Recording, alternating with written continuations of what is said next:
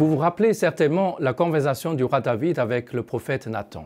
David culpabilise car lui, il vit désormais en paix dans une magnifique maison de cèdre, tandis que l'arche de Dieu habite toujours sous la tente. David a donc tout à fait la juste intention et la ferme volonté de construire enfin un temple pour le Seigneur. Mais les intentions du Seigneur sont toutes autres. Nathan lui annonce alors une magnifique prophétie. « Ainsi parle le Seigneur, est-ce toi qui me construiras un temple pour que j'y habite ?» Le Seigneur t'annonce qu'il te fera lui-même un temple. Et ce temple est Marie. Ce temple n'est pas construit par les efforts et les mains d'hommes, mais uniquement par la grâce. Marie pleine de grâce. C'est elle le véritable temple que tant de prophètes ont annoncé et attendu.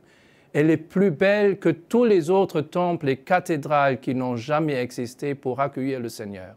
Et aujourd'hui, en la solennité de l'Annonciation, laissons-nous transformer par la Sainte Vierge. L'annonce du prophète Nathan à David s'adresse aujourd'hui aussi à nous et elle est déjà réalisée. Saint Paul nous assure « Ne savez-vous pas que vous êtes un temple de Dieu et que l'Esprit de Dieu habite en vous ?» Le temple de Dieu est sacré et ce temple, c'est vous.